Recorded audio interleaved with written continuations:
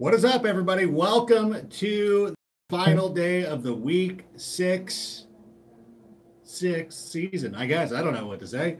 Or perhaps if you're not streaming this live on YouTube, you're downloading this via iTunes and Google Play. Thank you for doing that. Maybe it's week 7. Maybe the Packers have already lost and we're having a good time talking about that. But we are one game away from the week being over, and I wanted to take an opportunity right now to jump into the waiver wire and get that going for you all. And let's start at the running back position. I'm going to jump right into it, everybody. If you don't mind, I want to get this out of the way before we go in and talk about this a little bit more at great length. Let me just go ahead and run down some of the names that we'll be looking at. Corey Clement, Wendell Smallwood, Marlon Mack. These are the top names on your wire if they are still, for some reason, for the life of me, I can't figure out why. If they're still available to you, of course, those are the guys you want to pick up. I'd actually slide Mack ahead of Wendell Smallwood in that situation, but Corey Clement seems to be like the guy. Some other names we're going to be looking at are going to be Ito Smith, Rashad Penny at the wide receiver position, Chester Rogers. Of course, he feels like he's rostered in a ton of leagues. Albert Wilson, Taylor Gabriel, Christian Kirk, and of course, I will go back and talk about these at a great length. I just want to get you guys these names in case you want to go and you got just a minute and you need to bounce. I want to help you out. If Cooper Kupp, though, if he's out for an extended period of time, a name to look at will be Josh Reynolds. Some of your other tight ends, you can look at CJ Uzama, should already be on your radar. Alex Hooper should also be there. Your streaming defenses this week will be Bills, Redskins, and Cardinals. But let's go back to the top. Talk a little bit more about this waiver wire situation and the running back position in particular. I think at this point of the season, and I'm not telling tales out of school when I say that we're pretty much in a dire circumstance. If you need a running back, if you are now in a spot where you need to grab a running back off the waiver wire, odds are it's not going to be a good season for you. Let's move on to the NBA, perhaps start looking at some daily fantasy options. I'm kidding, of course. No situation is too dire. There will still be opportunities to go out there and grab some players. And, of course, the names we mentioned off the top, Corey Clement, Marlon Mack. Marlon Mack, if I can go ahead and pull up this information on him. I had it somewhere earlier today, but he came in, and we all thought that Nyheim Hines was still going to have a pretty interesting role with this team, but the Colts wasted no time going back to Marlon Mack. His snaps were up there. He was the main running back for the Indianapolis Colts, and is going to be the guy you're going to have to focus on moving forward. I've got the numbers with me at some point right here. I don't want to spend too much time because I feel like Marlon Mack was added. A lot of people had been holding on to him, which is understandable. I mean, he is one of the best options out there. And I'm going to take this. Yeah. So Marlon Mack, I'm trying to look. He managed what? Marlon Mack touched the ball. Excuse me. I'm so sorry. He touched the ball 13 times for 93 yards. Nyheim Hines had 5 touches for 35 yards. We thought he was still going to have a pretty big role in the passing attack, and I still believe that. I'm not ready to part ways completely with Nyheim Hines, but at this point, Marlon Mack is our guy. Jordan Wilkins is somebody who, if you've held on to for this long, if you are holding out hope, that hope is now dead. So go ahead and drop him. Well, let's talk about Ito Smith. Now, news breaking on Monday afternoon, Devonta Freeman likely out this week. And we do a little gag on NFL Fantasy Live. If you've seen the show, you know we do That Helps No One. Ito Smith, of course, scored a touchdown this week. I didn't include him in that segment. We do roll some video of him and look at his touchdowns, but I was saying that we can no longer consider him a That Helps No One guy because anytime Devonta Freeman is out, we're going to need to start turning to Ito Smith. You can't deny it at this point. I just can't call him a THNO guy. He is graduated. He is part of the graduate program. In 2 games without Devonta Freeman, Smith has handled 10 and 13 touches. Now, Graham Barfield, I will credit him for looking this up. His 44% rush success rate is higher than Tevin Coleman. And we got that according to Next Gen Stat. And that's the thing. It's like he is there goal line back. I think the offense with the Atlanta Falcons, and of course it comes on matchups that are a little bit more advantageous, but the offense just seems to run smoother. And not that Devontae Freeman is not a great running back, and not that he can't get things done. But the fact of the matter is that when you see Tevin Coleman in there, everybody plays a little bit better. Mohamed Sanu is better.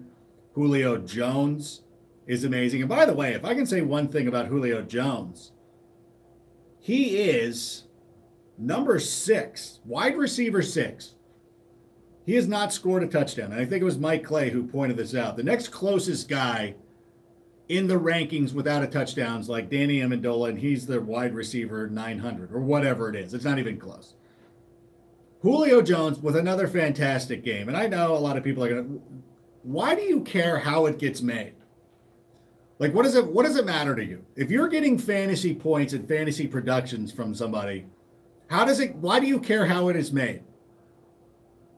You know, like if you're going to a barbecue, and I know some people will favor a barbecue that has a charcoal grill as opposed to a gas grill, but at some point, as long as your steak is delicious, or your chicken or your fish or whatever you're having, even your vegetables, I don't care what it is, as long as it's prepared and is delightful, what do you care how it's made? Like, that's good. Like, I don't care. I mean, unless it's some sort of, animal cruelty or something. But at the end of the day, if In-N-Out Burger is producing hamburgers via an open flame or the fryer, I don't care. I matter what it tastes. It matters to me what it tastes like. If Julio Jones is going to be the wide receiver 6 and not score a touchdown, I don't care. I literally don't care. And it's nice. It would be nice to have touchdowns. It would be nice to see that quick pop where he gets 6 points for you immediately. But at the end of the day, I don't care. I literally do not care. And it's not up to me. I want to read this, though. Some news coming in off the high speed sports wire. Coach Steve Wilks of the Arizona Cardinals was asked today if Mike McCoy's job status is on the line. And he said, and I quote, "I would say all of our jobs are in jeopardy, including mine, if we don't win." Which is amazing. Yeah, let's fire the whole group. I think at some point you should be able to eject. And it was nice.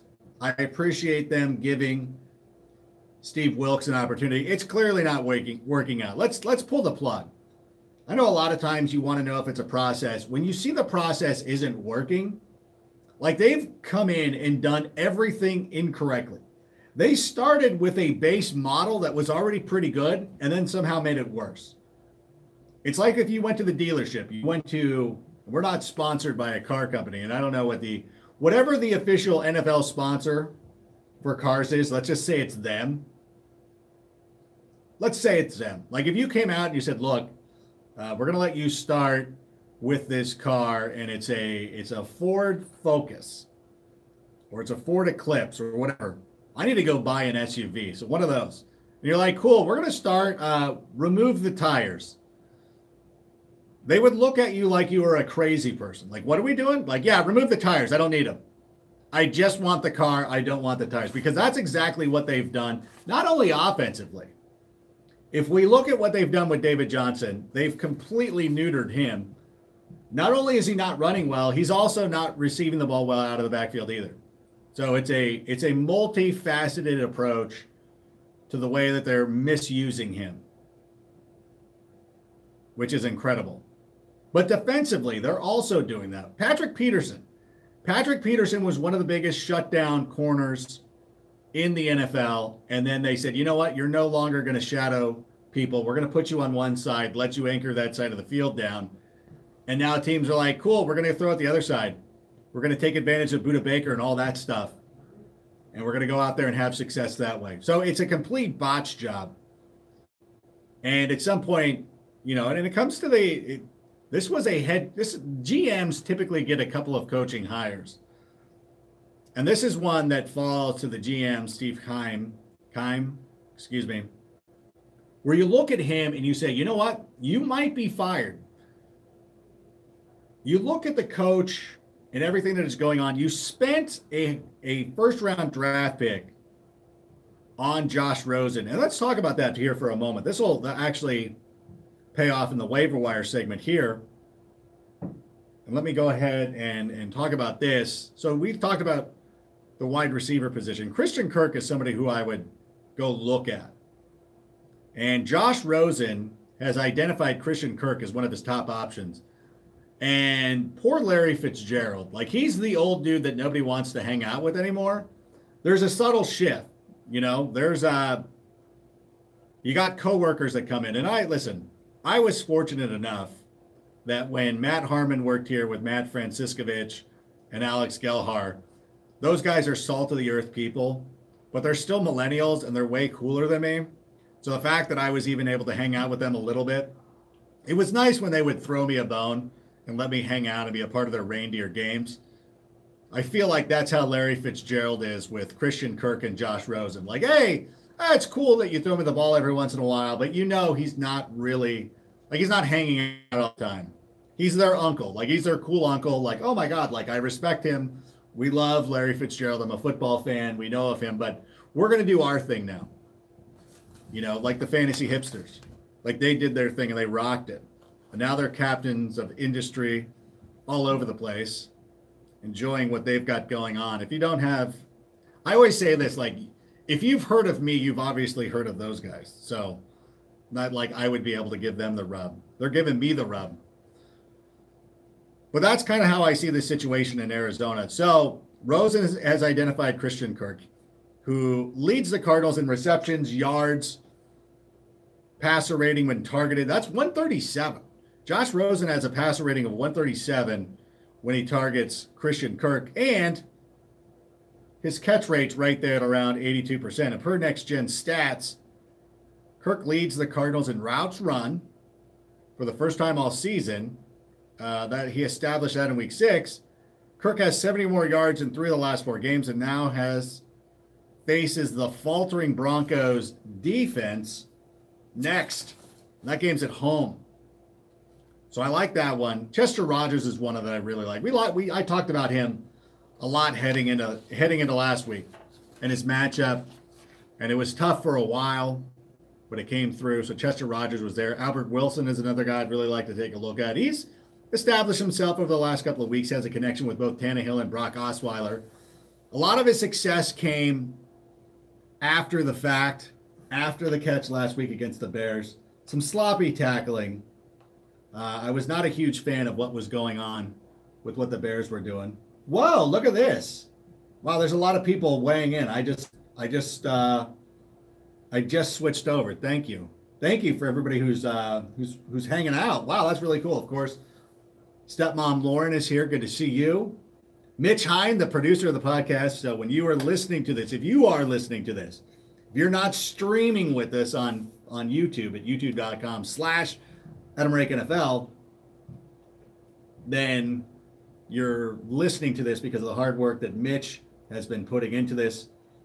Our executive producer, Lauren Carpenter. So I guess that would so Mitch is like the coordinating producer. Laura, listen, that has nothing to do with the waiver wire.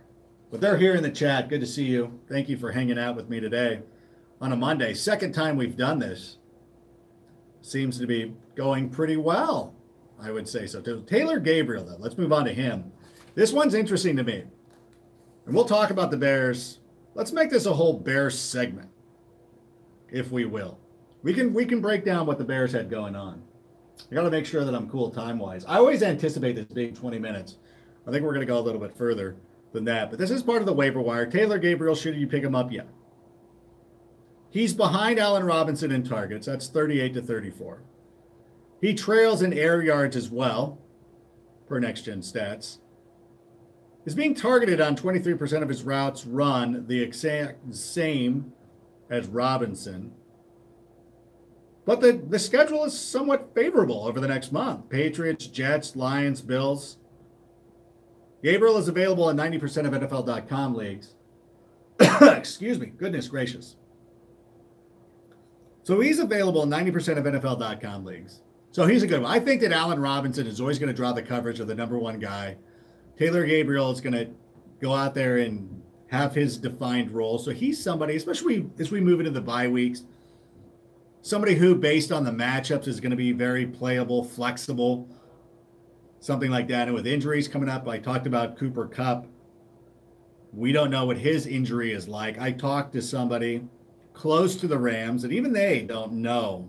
They rushed Cooper Kupp back out of the field on Sunday, realized the errors of their way, and then pulled them back. So if you need to pick up somebody in the interim, in case he misses time, Taylor Gabriel could be the guy. And here's the thing with the Bears backfield. And I know what happened with Tariq Cohen. I faded him last week. I had him on my bed. Actually, as a matter of fact, I had him on a team. And what I did is I didn't have a kicker. And I said, I'm going to let these 10 a.m. games play out. And if Tariq Cohen is favored or featured favorably in this contest, I'm going to find somebody else to drop. But if he goes back into obscurity, then I would feel comfortable dropping him. So I waited. I didn't want to leave myself in that position where you cut a guy and then he blows up and you're like, well, now I got to hope that I can get him on the waiver wire. Take advantage of this loophole. You know, especially if you have a guy playing in that early window, if you have a couple of guys you've been deciding about all week, don't know, let your kicker ride. I went out and picked up Mason Crosby. He's not going to be as bad as he was last week. It's going to be fine. I'm going up against somebody who has Aaron Rodgers, so hopefully they have to kick a lot of field goals and it'll end up being a punch in the gut to him, to Volcano Boy. So that's the way that I did. And I'm like, okay, cool. Tariq Cohen is going to be involved in this offense. I'm going to hold on to him, probably start him perhaps this week against the New England Patriots. We'll figure that out. I got Alvin Kamara on that team, so I think that Tariq Cohen can be a fine RB2, considering I was starting Naheem Hines and Lindsey, who I'm probably going to start against the Cardinals, though. But whatever, I got Tariq Cohen on my team and don't have to give him up. And he's somebody who's going to be a valuable asset for you moving forward. I'm also going to tell you right now, Jordan Howard is going to be beneficial for you as well. Here's the thing that happened on Sunday. It was unfortunate. I could sit here and make heads or tails of what's going to go on. And let me tell you something right now. For anybody who started Trey Burton, if you don't watch the games, if you're watching your favorite team or you're at a sports bar and you're not capturing all the nuance of everything that's going on in a game, Tariq Cohen, yeah, that's what it was. Tariq Cohen should have had another touchdown. It was called back on Trey Burton. If you go to the Draft Doctor, Bears Bar Room, Draft Doctor Phil, I mentioned him at great length. He's got the video. One of the worst pick calls in NFL history. Burton actually has to brace for the impact because Kiko Alonso runs into him, and he gets the flag. They should have thrown a flag on Khalil Mack for when he had the audacity of being tackled on that 3rd and 11 play that Brock Osweiler hit Kyle Fuller in the back of the head. It ricochets into like Kenny Still, whatever it was. It was a garbage play. I wasn't even mad at the time because I'm like, well, that's coming back because that dude in the open tackled Khalil Mack, but it wasn't called. And I know I sound like a bitter Bears fan, but for crying out loud, that was excessive. That was terrible, even by NFL referee standards. But no matter. So what happened was, no, but listen, he did kill you in fantasy. But here's the thing that you have to remember. He fumbled on the goal line. That's -2 points. So if he goes into the end zone, then he doesn't lose 2 points. He gets the touchdown. He ends with at least 12 points. He might have even gotten more rushing yards because the Bears would have ended up blowing those jokers out. So he's involved. I know his snap rate goes down, but the Bears started getting into a little bit of a shootout. And when it became time for the extra session, they leaned on Jordan Howard almost extensively. They moved Benny Cunningham out there a couple of times because I believe the guys were kind of getting gassed. But as the season starts to get colder, and we'll see it this week when they play host to New England, Jordan Howard is going to be a big part of this offense. So if there's a panicky owner, you don't even have to put out a trade offer. There are leagues where Jordan Howard is being released. Scoop him the hell up. Scoop him up. I'm scooping him up. I'm scooping up Royce Freeman. This could actually be a big Royce Freeman week approaching. I'm picking up Jordan Howard. I'm picking up Royce Freeman. I know in the short term it is not looking good, but you have these gadget runners. Any team that has a gadget runner in a cold weather environment or even whatever environment, I'm not giving up on the bruising running back who is the complement. We saw what happened with Marlon Mack. This is exactly why you hold on to players like this. There's not a lot of them. We just went over the waiver wire. We're talking about picking up Ito Smith, heading into Monday night's football game with the 49ers and Packers. And this is being recorded and streamed before that game even happens. We're talking about Kyle Juszczyk at great length going into this one. Marcus Grant and I were talking about Kyle Juszczyk at great length last week. Other people are now catching on. So when you see other people crowing about it, remember who your pal was who told you about that first. But any event. So when it comes to that Bears offense, do not panic on Jordan Howard. It sucks in the short term. Week 10, you're going to be happy that you have this guy. In addition to Mitch. We're not even talking about Mitch, how great he was playing, dropping some absolute dimes. Now, the interception in the end zone was a terrible throw, and it's a mistake a young quarterback is going to make. That's fine. The only reason is I'm really upset about it is, number one, Tariq Cohen, the pick play should have never been called. That should have been a touchdown to Tariq Cohen. I would have ran the same goddamn play again. But that's fine. Actually, I would have started running the ball. That probably would have been where I was like, you know what? Let's run the ball. Let's see how close we can get back to the goal line. Then we can go back and be creative. It happens. It's fine. I'm not going to go into that at great length right now. But Mitch Trubisky is now a solid, streamable quarterback going forward. We've got to give him a lot of respect. I don't know where he's going to fall this season amongst the top 10 quarterbacks. But the thing is, he's a reliable option for you. And we talked about the matchups with the Patriots, the Jets, Lions, and Bills. Teams are going to be able to throw against. It's by no means cumbersome. 7 Mary 3. So I think we've covered all of your waiver wire needs. Now, of course, if you turn into NFL Fantasy Live on Wednesday, we will do What Now Wednesday. We'll take a deeper dive on some of these other guys. What are we doing time-wise? My man Austin bailed, so I don't want to keep you too long. I do appreciate you coming in. There's 5 people in here. That's awesome. The chat's buzzworthy with our good friends. The Czar answering that question. Flacco, Prescott, or Dalton for week 7. You know what? In addition to that, Baker Mayfield is also going to be in the mix as well. They're playing the Tampa Bay Buccaneers. That game didn't quite work out for them as we had wanted that to. I think I'm a little bit more hopeful for Baker Mayfield than a lot of people, but it didn't work out. You know, if Callaway doesn't drop that touchdown, we don't know how that game is going to end up unfolding. But I do love the matchup this week against the Tampa Bay Buccaneers. This could be a great opportunity, a breakout opportunity for Baker Mayfield. I really do believe that they're going to put this all together and go out there and win it. The Buccaneers fired Mike Smith, their defensive coordinator. Dirk Cutter's trying to get fired. I think these guys want to get fired because they're like, I might as well just go spend time with my family. If I'm going to get fired anyways, well, I'm going to get paid. You might as well. Like, he wants to get fired, and I think the Bucs, are like, they're petty enough to be like, no, you're going to show up to work every day for the rest of the week, for the rest of the year. So they're also in. So, Jose, what's going on? Got Tate and Galladay in your PPR. Who would you trade? Which wide receiver would be? You know what's funny? I know a lot of people don't like doubling up with those type of players. But Golden Tate, to me, in PPR leagues, is a top 10 wide receiver. You can't trade him unless you get a top 10 guy in return. And even then, I don't want to get rid of him or Galladay. I think you want to hang on to both of them. Don't be afraid of your depth. A lot of people get too mixed up into, well, I got too many players here, too many players there. Unless it's coming to a point where you're going to have to start dropping these guys and you want to start working 2-for-1 trades, I definitely get the incentive to do that. But in this case, I would definitely hang on to both of them. Are the phone vibrations going on? I can't hear it.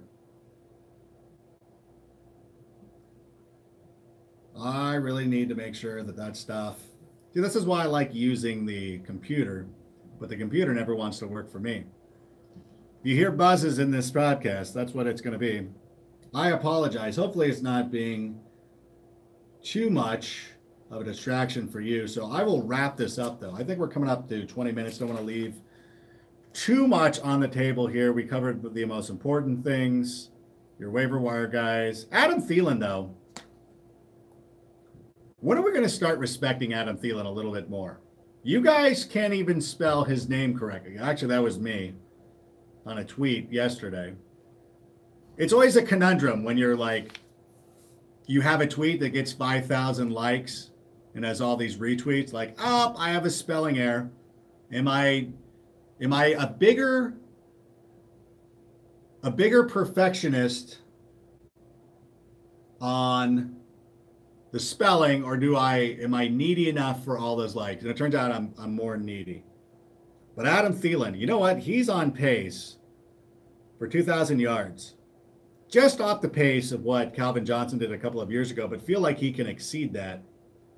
Especially when you consider the Vikings are going to be playing in a lot more shootouts because their defense isn't as good as we thought they were going to be.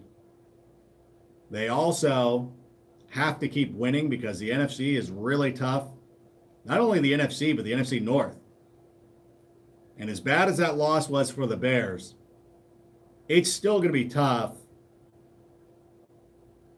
for the Vikings to win outright because the Packers are the Packers. The Bears are a lot better. Even the Lions play better at times.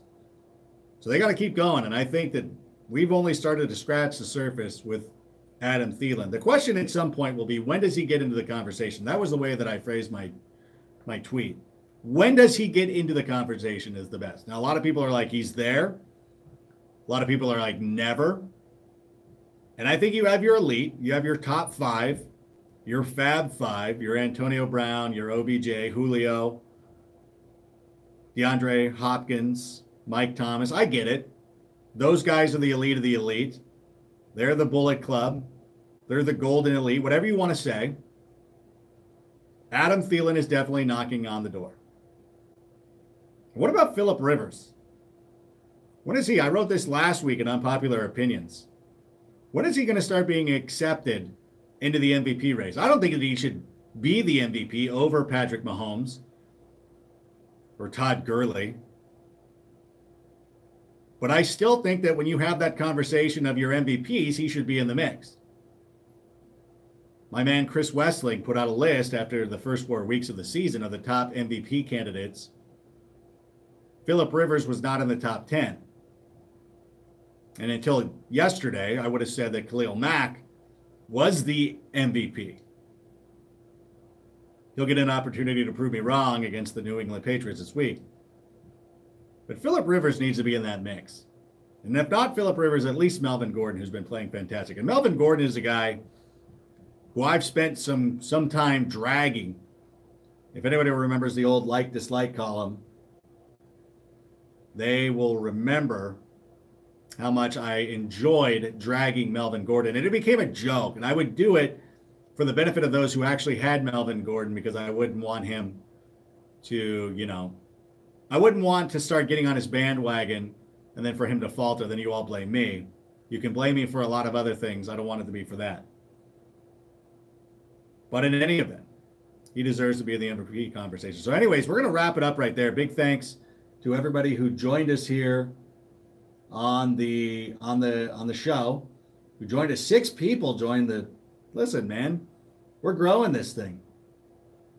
We're growing this thing. I appreciate you. Appreciate you, Stepmom Lauren, for being here. Mitch Hine for putting this all together. Austin, who came and left. Didn't even sit here with me. So now I'm going to have to make the awkward transition to turning this thing off. But thank you so much. Thank you for downloading. We'll be back on Friday. You can catch that at Facebook. Anybody listening to the show know that we do these live. Monday is streamed on YouTube at youtube.com/AdamRankNFL.